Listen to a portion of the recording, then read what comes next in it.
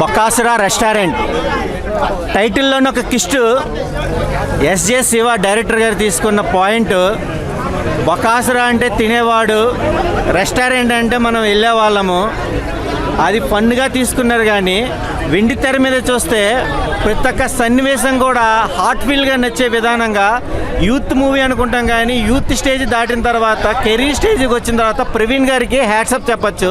ప్రవీణ్ గారి పల్స్ కూడా చూసుకుంటే మనతో ఉన్న వాళ్ళకే కాదు, మన మధ్య లేని వాళ్ళకి కూడా ఏంటి అనేది ఫస్ట్ హాఫ్ సెకండ్ హాఫ్ ఆ ఫీల్ అనేది హ్యాట్సప్ చెప్పచ్చు భయ్య.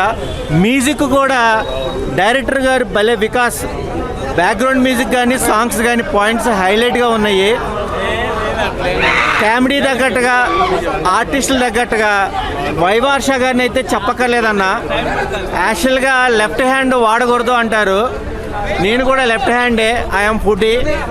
బకాసురా రెస్టారెంట్ ఫుడ్ మీద ఉంటుందేమో ఎక్స్పెక్ట్ చేశాను, కానీ బుద్ధి మీద ఉండే కంటెంట్ అనేది మేకర్స్ మనకు ప్రజెంటేషన్ చేశారు.